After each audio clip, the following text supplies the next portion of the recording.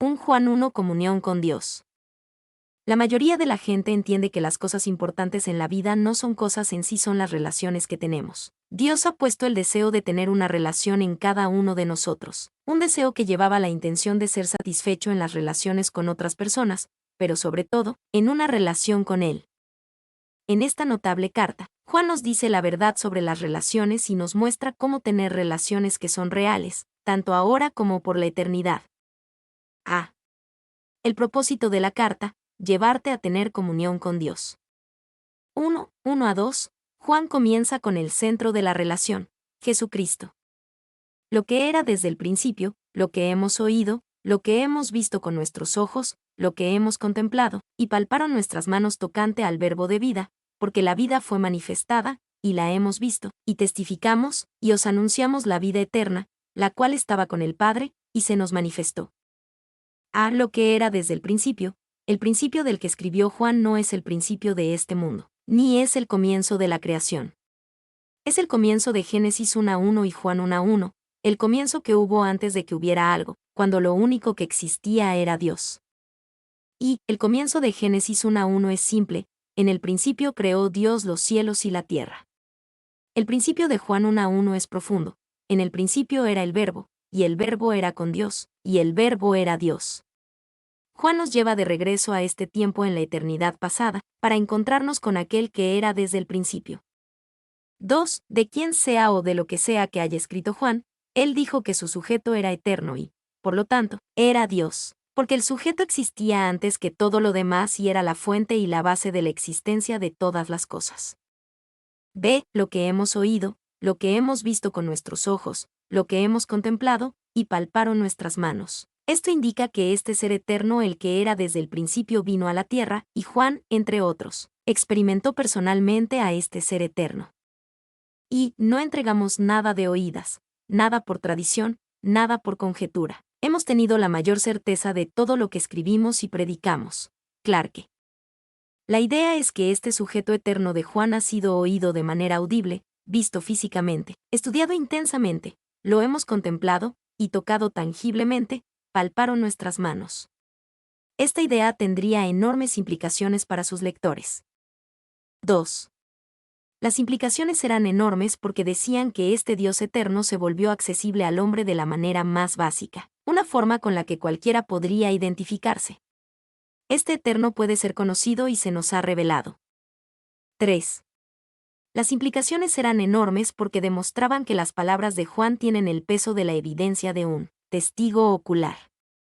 No hablaba de un mito ni de una historia inteligente. Estudió cuidadosamente a este ser eterno y sabía de quién hablaba. 4. Enormes porque desacredita las enseñanzas peligrosas que se estaban infiltrando en la Iglesia, conocidas como gnosticismo. Parte de la enseñanza del gnosticismo era que, aunque Jesús era Dios, en realidad no era un hombre físico, sino una especie de fantasma pseudofísico.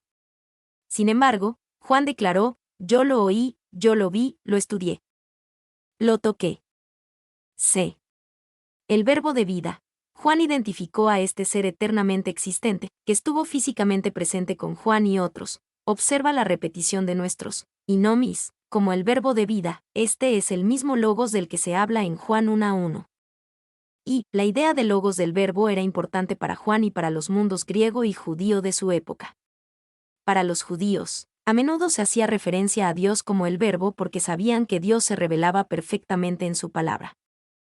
Para los griegos, sus filósofos habían hablado durante siglos sobre el logos, la base de la organización y la inteligencia en el universo, la máxima razón que controla todas las cosas. 2. Es como si Juan les dijera a todos: este logos del que han estado hablando y escribiendo durante siglos, bueno, lo hemos escuchado, lo hemos visto, lo hemos estudiado y lo hemos tocado. Déjenme ahora hablarles de él. D. La vida fue manifestada. Esta vida fue manifestada, es decir, fue realmente física. Juan testificaba solemnemente como testigo ocular: la hemos visto y testificamos que este era el caso. Esto no era un cuento de hadas, no era una historia de érase una vez.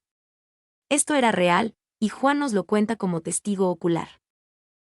La vida eterna, la cual estaba con el Padre, al llamar a Jesús vida eterna, Juan recordaba las palabras de Jesús, Juan 5:26, 6:48 y 11:25. También repitió la idea expresada en sus primeras palabras de esta carta, que Jesús mismo es eterno, por tanto, Dios. Y podemos decir que las personas son eternas, pero lo decimos con el entendimiento de que queremos decir que son eternos en el sentido futuro, nunca perecerán, siendo inmortales. Juan 5:29. Sin embargo, la gente no es eterna en el sentido pasado. Decir que algo es eterno en el sentido pasado es lo mismo que decir que es igual a Dios o a la palabra de Dios. 2. La existencia eterna de Jesús también se declara en Miqueas 5:2, pero tú, Belén Efrata, pequeña para estar entre las familias de Judá, de ti me saldrá el que será Señor en Israel, y sus salidas son desde el principio, desde los días de la eternidad. La palabra eternidad aquí significa literalmente, más allá del punto de desaparición. F, la cual estaba con el Padre. Esto se refiere a la relación eterna entre el Padre y el Hijo. Había una relación eterna de amor y comunión entre el Padre y el Hijo. Jesús se refirió a esto en Juan 17:24, porque me has amado desde antes de la fundación del mundo. Y esta relación eterna está claramente descrita en las Escrituras, pero también podríamos entenderla desde una lógica simple. Si Dios es amor, 1 Juan 4:8, y Dios es eterno, Miqueas 5:2, entendemos que el amor aislado no tiene sentido. El amor necesita un objeto, y como hubo un tiempo antes de que se creara algo, hubo un tiempo en el que el único amor en el universo era entre los miembros de la deidad, el Padre, el Hijo y el Espíritu Santo. G estaba con el Padre. La palabra con indica que este ser, que es eterno, y es la vida eterna en sí mismo, es distinto del Padre. Juan construye el entendimiento del Nuevo Testamento de la Trinidad que un Dios existe como tres personas, iguales y una, pero distintas en su persona. Y la Biblia une los nombres del Padre, del Hijo y del Espíritu Santo de una manera inimaginable para otras personas. Leemos, id y haced discípulos a todas las naciones, bautizándolas en el nombre del Padre, y del Hijo, y del Espíritu Santo, Mateo 28:19. Sin embargo, nunca diríamos, id, pues, y haced discípulos a todas las naciones, bautizándolos en el nombre del Padre y del Hijo y del Arcángel Miguel. 2. Leemos, la gracia del Señor Jesucristo, el amor de Dios, y la comunión del Espíritu Santo sean con todos vosotros. 2 Corintios 13:14. Sin embargo, nunca diríamos, la gracia del Señor Jesucristo, el amor del apóstol Pablo y la comunión del Espíritu Santo sean con todos ustedes. 3. Leemos, elegidos según la presciencia de Dios Padre en santificación del Espíritu, para obedecer y ser rociados con la sangre de Jesucristo, 1 Pedro 1:2, sin embargo, nunca diríamos, elegidos según la presciencia de Dios Padre, en santificación del Espíritu, para obedecer y ser rociados con la sangre del apóstol Pedro. 2. 3. Una invitación a relacionarnos. Lo que hemos visto y oído, eso os anunciamos, para que también vosotros tengáis comunión con nosotros, y nuestra comunión verdaderamente es con el Padre, y con su Hijo Jesucristo. Para que también vosotros tengáis comunión con nosotros, y nuestra comunión verdaderamente es con el Padre, y con su Hijo Jesucristo. El propósito de la declaración de Juan acerca de este verbo de vida eternamente existente, físicamente presente, quien es Dios, pero es una persona distinta del Padre. Es traer a sus lectores a comunión tanto con el pueblo de Dios como con Dios mismo. Y puedes disfrutar de esta comunión aunque no comprendas todas las complejidades de la Trinidad. Puedes usar tus ojos aunque no conozcas todos los detalles de cómo funciona tu visión. Puedes conocer a Dios y creer en Él tal como Él se ha revelado, aunque no puedas entender todo acerca de su persona o naturaleza. B. Comunión. La idea de la comunión es una de las ideas más importantes en esta carta de Juan. Es la palabra griega koinonie, que habla de un compartir, una comunión, un vínculo común y una vida común. Habla de una relación de vivir, respirar, compartir y amor con otra persona. Y esta es una de las declaraciones más importantes del Nuevo Testamento, y se puede decir con seguridad que su grandeza es creada por la riqueza de la palabra, que es la palabra enfática, es decir, comunión. Morgan. 2. La palabra griega koinonie se deriva de la palabra koinos, que literalmente significa común, en el sentido de ser compartido por todos, Morgan. El uso de la palabra en Hechos 2:44 es muy útil. Todos los que habían creído estaban juntos, y tenían en común todas las cosas. La palabra común es la antigua palabra griega koinonie. 3. Los que tienen comunión unos con otros, son los que comparten los mismos recursos y están sujetos a las mismas responsabilidades. La idea se vuelve casi abrumadora cuando se aplica así a la relación que las almas creyentes mantienen con el Padre y con su Hijo Jesucristo. El Padre, su Hijo Jesucristo y todos los creyentes tienen todas las cosas en común. Todos los recursos de cada uno en la maravillosa relación están a disposición de los demás. Tal es la gracia de nuestro Dios y de su Hijo. Morgan. Se comunión con el Padre y con su Hijo Jesucristo. Esta declaración simple y audaz significa que uno puede tener una relación con Dios. Esta idea sorprendería a muchos de los lectores de Juan y debería sorprendernos a nosotros. La mentalidad griega valoraba mucho la idea de la comunión, pero restringida a hombres entre hombres, la idea de una relación tan íntima con Dios era revolucionaria. Y Jesús inició el mismo tipo de revolución entre los judíos cuando invitó a los hombres a dirigirse a Dios como Padre. Mateo 6:9. Realmente podemos tener una relación viva y respirable con Dios el Padre y con Jesucristo. Él puede ser no solo nuestro Salvador, sino también nuestro amigo y nuestra relación más cercana. 2. De hecho, para muchas personas esto es totalmente desagradable. A veces es porque no saben quién es Dios, y una invitación a una relación personal con Dios es tan atractiva para ellos como decirle a un estudiante de octavo grado que pueden tener una relación personal con el subdirector. Pero cuando conocemos la grandeza, la bondad y la gloria de Dios, queremos tener una relación con Él. 3. Otras personas abandonan esta relación con Dios porque se sienten muy distantes de Él. Quieren una relación con Dios, pero se sienten tan descalificados, tan distantes. Necesitan saber lo que Dios ha hecho para hacer posible este tipo de relación. De comunión, con el Padre y con su Hijo Jesucristo. El tipo de relación que Juan describió solo es posible porque Jesús es quien Juan dice que es en un Juan 1:2. Si alguien te invita a tener una relación personal con Napoleón, Alejandro Magno, Abraham Lincoln, o incluso Moisés o el apóstol Pablo, lo pensarías como una tontería. Ni siquiera se puede tener una relación espiritual genuina con un hombre muerto. Pero con el Dios eterno que se hizo hombre, podemos tener una relación. Y la palabra comunión contiene no solo la idea de relación, sino también de compartir una vida en común. Cuando tengamos comunión con Jesús, seremos más como Él. 2. Los discípulos no tuvieron esta estrecha comunión con Jesús cuando caminó con ellos por esta tierra.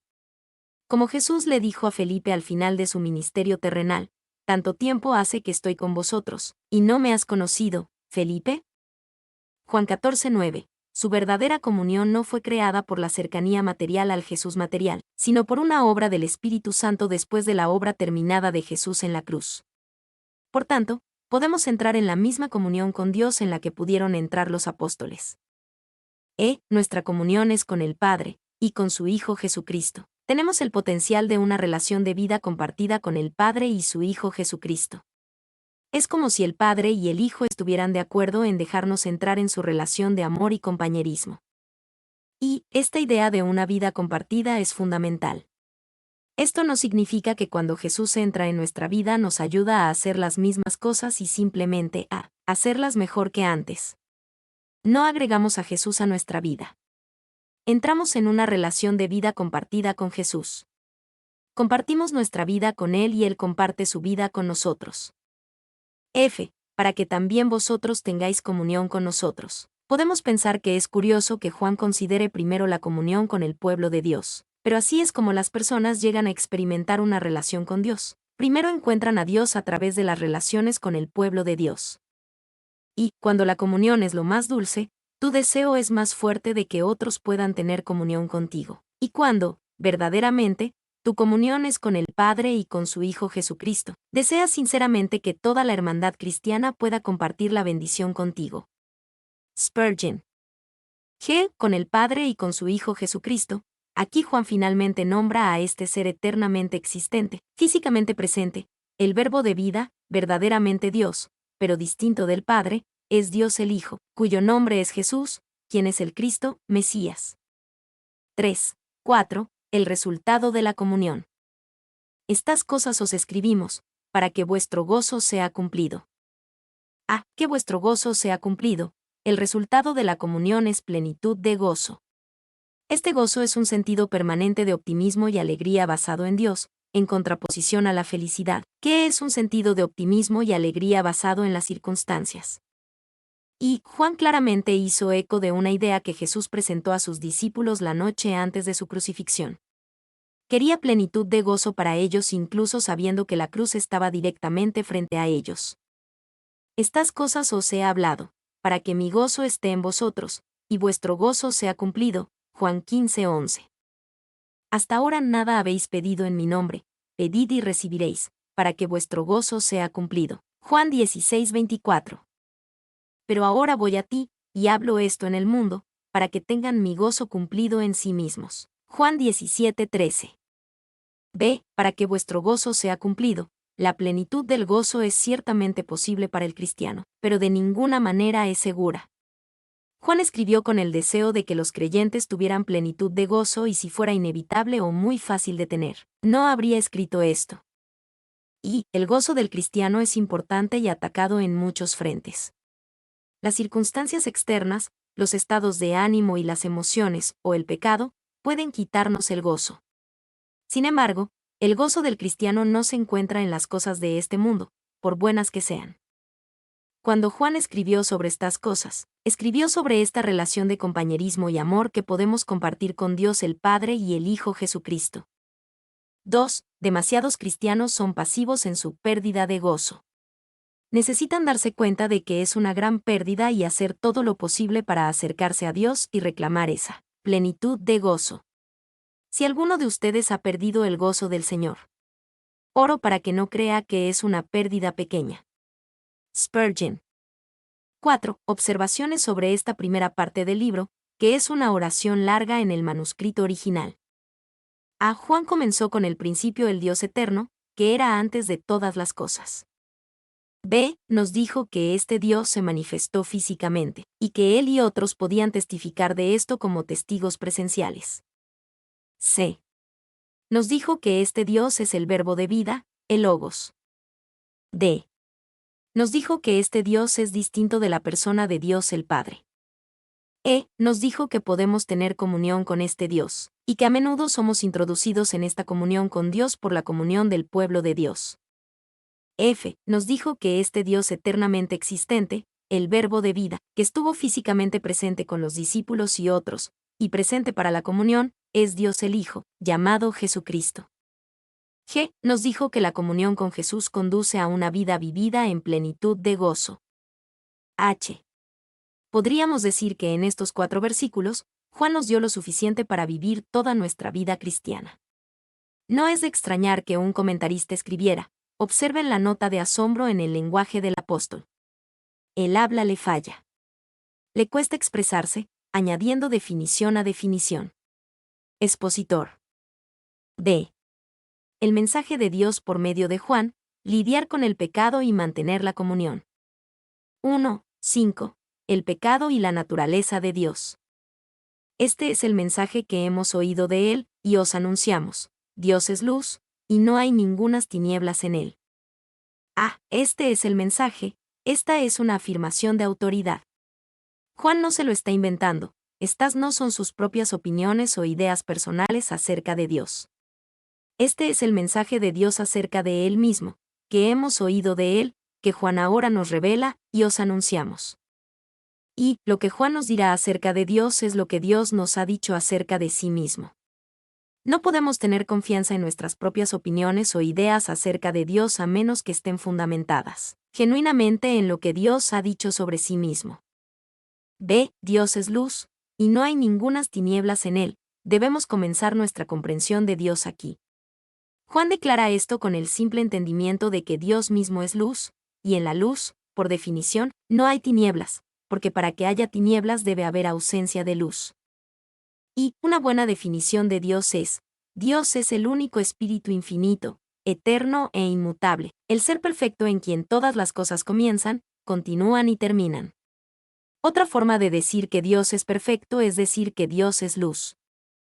2. La luz es la más pura, la más sutil, la más útil y la más difusa de todas las criaturas de Dios. Es, por tanto, un emblema muy apropiado de la pureza, perfección y bondad de la naturaleza divina. Clarke. 3. Hay manchas en el sol, grandes extensiones de negrura en su disco radiante, pero en Dios no hay mezcla, perfecta pureza.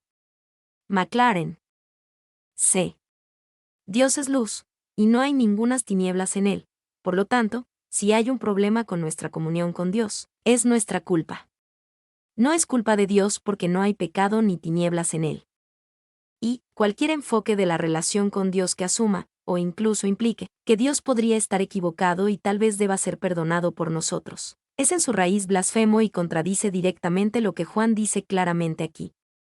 2. 6. La impecabilidad de Dios y nuestra relación con Él. Si decimos que tenemos comunión con Él, y andamos en tinieblas, mentimos, y no practicamos la verdad. Si decimos que tenemos comunión con Él, Juan primero trata con una afirmación falsa de comunión. Con base en esto, entendemos que es posible que algunos afirmen una relación con Dios que no tienen. También podemos decir que es posible que alguien piense que tiene una relación con Dios que no tiene. Y muchos cristianos desconocen su verdadera condición. Saben que son salvos, han experimentado la conversión y se han arrepentido en algún momento de su vida. Sin embargo, no viven en verdadera comunión con Dios. Y andamos en tinieblas. Juan habla de andar en tinieblas, indicando un patrón de vida. Esto no habla de un lapso ocasional, sino de un estilo de vida de tinieblas. Si mentimos y no practicamos la verdad, no hay ningunas tinieblas en Dios, 1 Juan 1:5. Por lo tanto, si uno afirma estar en comunión con Dios, una relación de relación común, interés y participación, pero anda en tinieblas, no es una afirmación veraz. Y la cuestión aquí es comunión, no salvación. El cristiano que anda temporalmente en tinieblas todavía es salvo, pero no está en comunión con Dios. 2. Si Juan dijo, eso es una mentira, significa que piensa en términos de que las cosas son verdades o mentiras. Juan ve las cosas con mucha más claridad que nuestra era sofisticada, que no quiere ver nada en blanco o negro, sino todo en un tono gris pálido. 3. En 2004, el gobernador del estado de Nueva Jersey se vio envuelto en un escándalo. Aunque era un hombre casado con hijos, también tenía una relación sexual con un hombre. En la rueda de prensa que celebró para admitirlo, comenzó diciendo, mi verdad es que soy un estadounidense gay. Esas fueron palabras cuidadosamente elegidas, mi verdad. En el pensamiento del mundo de hoy, yo tengo mi verdad y tú tienes tu verdad. Pero Jesús dijo, yo soy la verdad y la Biblia claramente nos habla de una verdad que es más grande que los sentimientos de cualquier individuo al respecto. 3. 7. La bendición de andar en la luz. Pero si andamos en luz, como Él está en luz, tenemos comunión unos con otros, y la sangre de Jesucristo su Hijo nos limpia de todo pecado. Pero si andamos en la luz, esto significa andar en una vida generalmente obediente, sin albergar pecados conocidos o resistir la convicción del Espíritu Santo en un punto en particular. Y el mensaje de Juan aquí significa que es posible andar en la luz. Sabemos que en este lado de la eternidad, la perfección sin pecado no es posible. Sin embargo, todavía podemos andar en la luz, por lo que Juan sí se refiere a la obediencia perfecta. 2. La vida cristiana se describe como caminar, lo que implica actividad. La vida cristiana se alimenta de la contemplación, pero se manifiesta en la acción. Caminar implica acción, continuidad y progreso. Ya que Dios es activo y camina, si tienes comunión con Él, también estarás activo y caminarás. Como Él está en luz, ya que Dios es luz, 1 Juan 1:5, cuando andamos en la luz andamos donde Él está. Naturalmente, estamos juntos con Él en comunión. Tenemos comunión unos con otros. Hubiéramos esperado que Juan dijera, tenemos comunión con Dios. Eso es cierto, pero ya en la idea de andar junto a Dios en la luz. Juan quiere dejar en claro que los hermanos cristianos que andan en la luz disfrutan de la comunión entre ellos. Y esto nos lleva a una idea importante. Si no tenemos comunión unos con otros, entonces una de las partes o ambas partes no están andando en la luz. Dos cristianos que están en una relación correcta con Dios también estarán naturalmente en una relación correcta entre sí. D. La sangre de Jesucristo su Hijo nos limpia de todo pecado, conforme andamos en la luz, también disfrutamos de la limpieza continua de Jesús. Esta es otra indicación de que Juan no se refiere a la perfección sin pecado con la frase andamos en la luz. De lo contrario, no habría pecado que limpiar en este sentido continuo. Y necesitamos una limpieza continua porque la Biblia dice que continuamente pecamos y estamos destituidos de la gloria de Dios. Romanos 3:23. Aunque los cristianos han sido limpiados en un sentido general importante, nuestros pies necesitan ser limpiados. Juan 13:10. 2. La forma verbal que Juan usó para nos limpia de todo pecado está en tiempo presente, no en tiempo futuro. Podemos hacer más que simplemente esperar que algún día seamos purificados. Por lo que Jesús hizo en la cruz por mí, puedo ser limpiado hoy. 3. Observen, una vez más, que en el versículo no se da ningún indicio de ninguna emoción, sentimiento o logro, como cooperación con la sangre para quitar el pecado. Cristo tomó los pecados de su pueblo y fue castigado por esos pecados como si él mismo hubiera sido un pecador, y así el pecado nos es quitado, pero en ningún sentido, grado o forma, el pecado es eliminado por logros, emociones, sentimientos o experiencias. Spurgeon. La sangre de Jesucristo, esta limpieza continua es nuestra por la sangre de Jesucristo. Esto no se refiere a las gotas o moléculas reales de su sangre literal, sino su muerte literal en nuestro lugar y la ira literal del Padre que Él soportó en nuestro nombre. La sangre de Jesucristo pagó la pena por todos nuestros pecados pasados, presentes y futuros. Y la obra de Jesús en la cruz no solo trata con la culpa del pecado que podría enviarnos al infierno. También trata de la mancha del pecado que obstaculiza nuestra relación continua con Dios. Necesitamos acercarnos a Dios a menudo con la sencilla súplica, límpiame con la sangre de Jesús.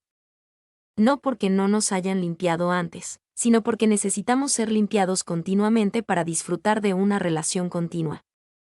2. La sangre es más específico de lo que sería la muerte, porque la sangre denota sacrificio. Siempre es la sangre la que se derrama. Lenski. 3. Observen, aquí no se dice nada sobre ritos y ceremonias.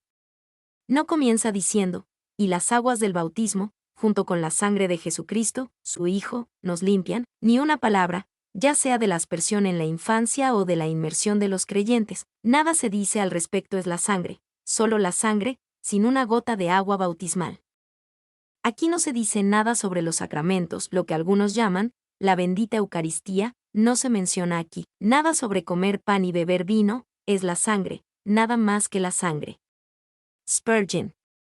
4. ¿Mi andar en la luz quita mis pecados? Para nada. Soy tan pecador en la luz como en las tinieblas, si me fuera posible estar en la luz sin ser lavado en la sangre. Bueno, pero tenemos comunión con Dios, ¿y tener comunión con Dios no quita el pecado? Amado, no me malinterpretes, ningún hombre puede tener comunión con Dios a menos que el pecado sea quitado. Pero tu comunión con Dios y tu andar en luz no quita tu pecado, en absoluto. Todo el proceso de la remoción del pecado está aquí, y la sangre de Jesucristo su Hijo nos limpia de todo pecado. Spurgeon. De todo pecado. Podemos ser limpiados, por la sangre de Jesús, de todo pecado.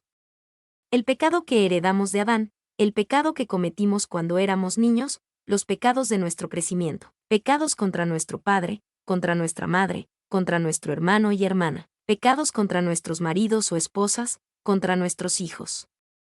Pecados contra nuestros empleadores o empleados, pecados contra nuestros amigos y enemigos, mentir, robar, engañar, adulterio, jurar, drogas, alcohol, promiscuidad, asesinato, pecados que nos persiguen todos los días, pecados que ni siquiera sabíamos que cometimos. Todo pecado puede ser limpiado por la sangre de Jesús.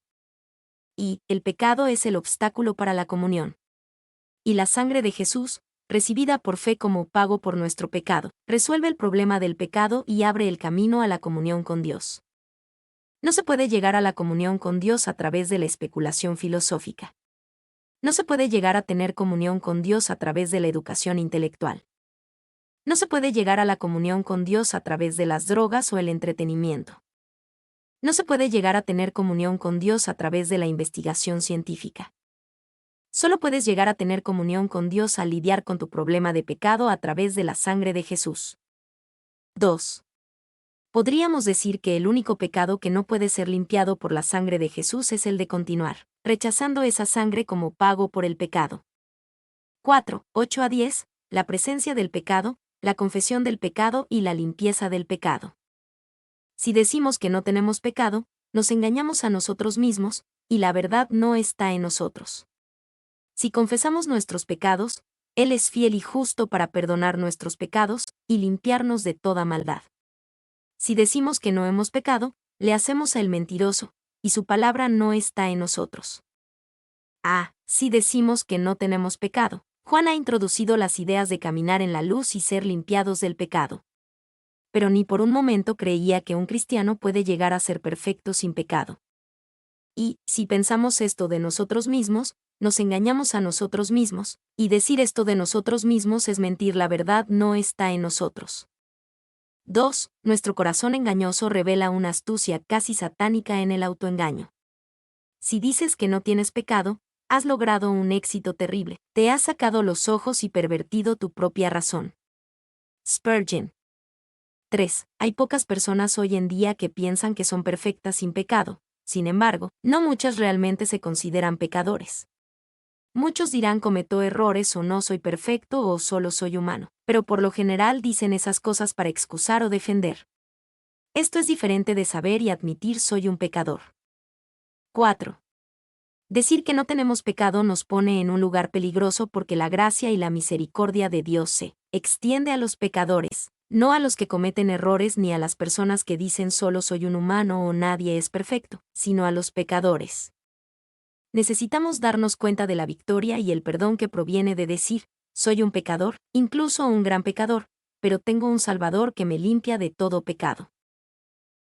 Si confesamos nuestros pecados, aunque el pecado está presente, no tiene por qué ser un obstáculo para nuestra relación con Dios, podemos encontrar una limpieza completa de toda maldad al confesar nuestros pecados. Y confesar significa decir lo mismo que. Cuando confesamos nuestro pecado, estamos dispuestos a decir y creer lo mismo que Dios dice acerca de nuestro pecado. La historia de Jesús sobre el hombre religioso y el pecador que oró ante Dios ilustró esto. El fariseo se jactaba de lo justo que era, mientras que el pecador simplemente decía que Dios tenga misericordia de mí, un pecador. Lucas 18, 10-14. El que confesó su pecado fue el que estuvo de acuerdo con Dios sobre lo malo que era. 2. Confesamos traduce un verbo en tiempo presente. El significado es que debemos seguir confesando nuestro pecado en lugar de referirnos a una confesión de pecado, de una vez por todas en nuestra conversión. 3. No tienes que ir a un confesionario para confesar tu pecado. Cuando te bautizas, estás confesando tu pecado al decir que necesitabas ser limpiado y renacer. Cuando recibes la comunión, confiesas tu pecado diciendo que necesitas la obra de Jesús en la cruz para quitar tu pecado. Pero, por supuesto, debemos confesar nuestro pecado de la manera más sencilla, admitiendo ante Dios que lo que hemos hecho es pecado y pidiendo su perdón divino, basado en lo que Jesús hizo en la cruz por nosotros. 4. Nuestros pecados no son perdonados porque los confesamos. Si este fuera el caso, si el perdón de un pecado solo pudiera llegar cuando hay confesión, entonces todos estaríamos condenados porque sería imposible para nosotros confesar cada pecado que cometemos. Somos perdonados porque nuestro castigo fue puesto sobre Jesús, somos limpiados por su sangre. Sin embargo, la confesión sigue siendo vital para mantener la relación con Dios, y este es el contexto desde el que habla Juan. A medida que Dios nos convence del pecado que está obstaculizando nuestra comunión con Él, debemos confesarlo y recibir el perdón y la limpieza para que nuestra relación con Dios continúe sin obstáculos. La confesión debe ser personal. Decir Dios, si hemos cometido algún error, perdónanos no es una confesión, porque no hay convicción. Decir si cometimos, no es personal. Decir si cometimos, no es específico. Decir si cometimos alguno, y no es honesto. Decir errores. Él es fiel y justo para perdonarnos, debido a la obra de Jesús, la justicia de Dios es nuestra amiga asegurando que seremos perdonados porque Jesús pagó la pena por nuestro pecado. Dios está siendo fiel y justo para perdonarnos a la luz de Jesús. Y que el texto significa exactamente esto: trata a Dios con sinceridad y Él te tratará con sinceridad. No hagas pretensiones ante Dios, sino desnuda tu alma, déjale verte como eres, y entonces Él será fiel y justo para perdonar tus pecados y limpiarte de toda maldad. Spurgeon. 2. La promesa de 1 Juan 1:9 no debería llevarnos al pecado, diciendo: oye, seguiré adelante y pecaré porque Dios me perdonará. Ella debe sacarnos del pecado, sabiendo que Dios solo puede ser fiel y justo para perdonar nuestros pecados porque la ira que merecíamos fue derramada sobre el pecado. Dado que cada pecado lleva consigo su propia medida de ira, hay un sentido en el que cada pecado que cometemos se suma a la agonía de Jesús en la cruz. 3. No hay evidencia más segura de que una persona está fuera de comunión con Dios que el que alguien contemple o cometa un pecado con la idea: puedo pedir perdón más tarde. Dado que Dios es luz y en Él no hay tinieblas, podemos estar seguros de que la persona que comete pecado con esta idea no está en comunión con Dios. D. Si decimos que no tenemos pecado, si negamos la presencia del pecado, nos engañamos a nosotros mismos y negamos la palabra de Dios. Sin embargo, aunque el pecado siempre está presente, también lo está su remedio, por lo que el pecado nunca debe ser un obstáculo para nuestra relación con Dios. Y la idea de que su palabra no está en nosotros está relacionada con la idea de que Jesús es el verbo de vida. 1 Juan 1:1. Si nos negamos a ver el pecado en nosotros, mostramos que Jesús no está en nosotros. 2. Ningún hombre fue excluido del reino de Dios por su maldad confesada, muchos lo son por su supuesta bondad. Mi nombre es Demim. Soy tu asistente personal. Mi sitio en internet es demim.es.tl.